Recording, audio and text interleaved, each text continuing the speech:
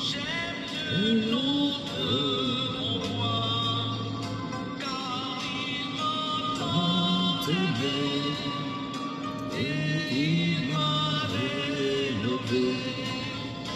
En m'embrassant sur la croix du Calvaire et m'a donné la joie que le monde peut donner.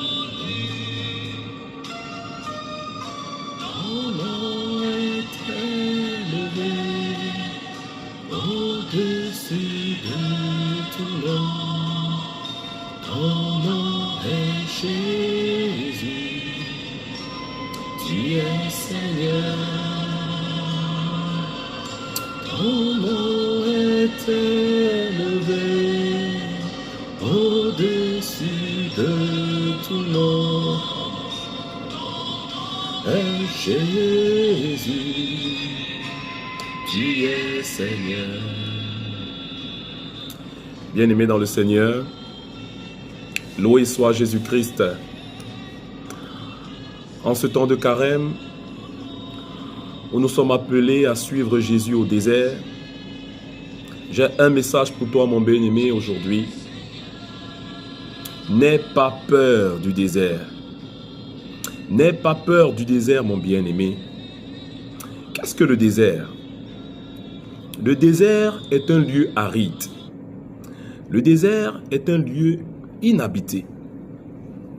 Le désert est un lieu où il n'y a pas d'eau, où il n'y a pas à manger.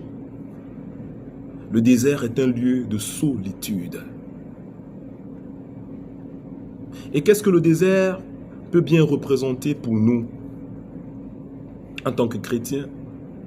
Le désert peut représenter des temps de maladie, des périodes de chômage, de dépression, de souffrance et de persécutions diverses. Des périodes de rejet, d'abandon total. Mais aujourd'hui, mon bien-aimé, je suis venu t'aider à regarder le désert autrement. Au-delà de ce lieu de solitude, d'abandon, de ce lieu de souffrance, de ce lieu aride. J'aimerais que tu retiennes 3 choses du désert aujourd'hui, mon bien-aimé. Le désert est un lieu de révélation. Le désert est un lieu de formation. Le désert est un lieu d'épreuve, autrement dit, d'opportunité d'élévation. Oui, mon bien-aimé, le désert est un lieu de révélation parce qu'au désert, on entend mieux la voix de Dieu. Il y a des personnes, mon bien-aimé, qui ont donné leur vie à Christ en passant par des moments et des périodes très difficiles. Certains ont rencontré le Seigneur dans leur maladie. Certains ont donné leur vie à Christ dans leur période de chômage, de dépression. Certains ont connu des moments où ils ont été rejetés par leurs amis, rejetés par leur famille. Et là, ils ont rencontré Christ. Donc, mon frère, le désert est un lieu de révélation. Un lieu où le Seigneur se révèle à son bien-aimé.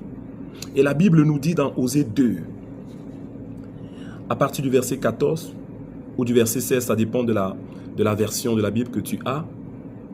En parlant de son peuple, le Seigneur déclare: « C'est pourquoi mon épouse infidèle, je vais la séduire, je vais l'entraîner jusqu'au désert et je lui parlerai cœur à cœur. » Donc le désert, mon bien-aimé, c'est un lieu où le Seigneur se révèle et parle cœur à cœur avec son bien-aimé.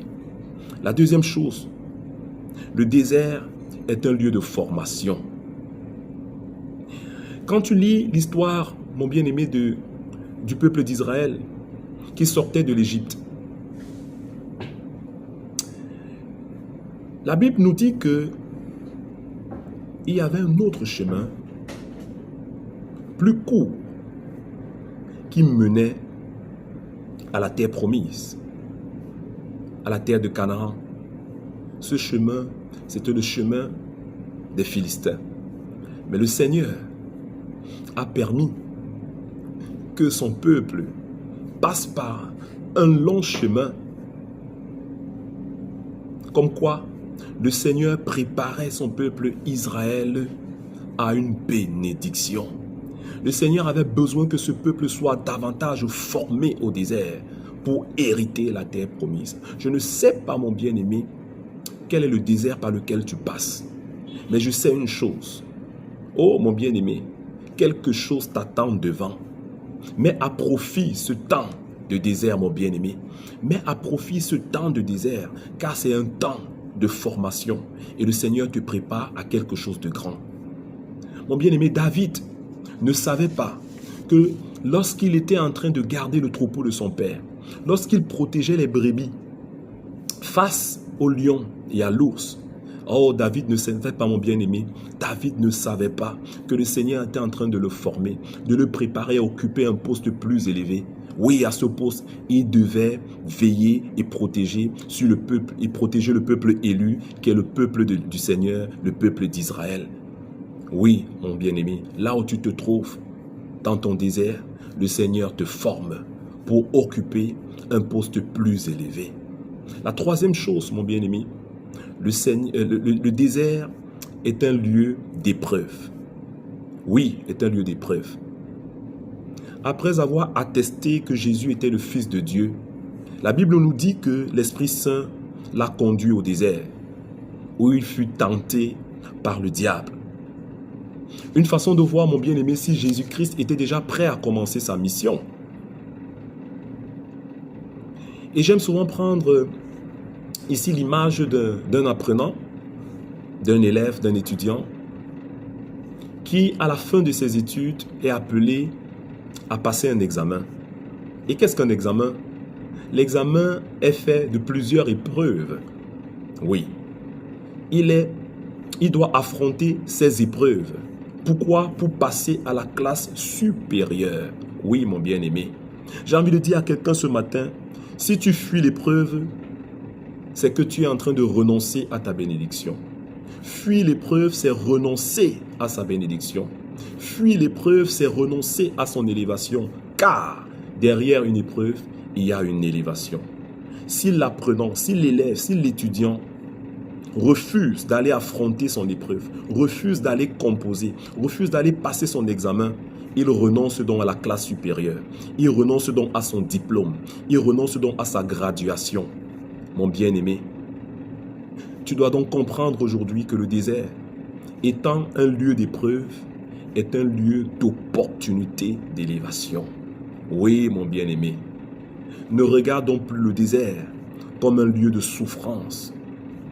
Certaines personnes pensent que lorsqu'ils sont au désert, Dieu les a abandonnés. Mon bien-aimé, Dieu ne t'a pas abandonné. Dieu t'aime, mon bien-aimé. Il a un projet merveilleux pour toi. Alors, 3 choses à retenir aujourd'hui. Le désert est un lieu de formation. Le désert est un lieu d'opportunité d'élévation. Oui, et le désert est un lieu aussi, mon bien-aimé, de révélation, car c'est là-bas où tu as l'opportunité d'écouter la voix de Dieu. Je vais prier pour toi ce matin, mon bien-aimé, là où tu te trouves, que le Seigneur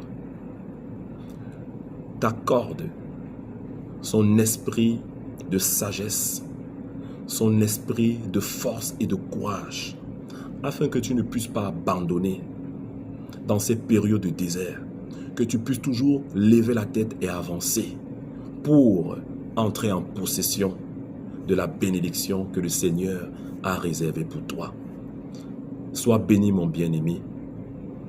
Sois immensément béni, mon bien-aimé. Et que le Seigneur t'accompagne dans ces périodes difficiles que tu traverses, dans ces périodes de désert que tu traverses, et qu'à la fin, il te donne la couronne de gloire.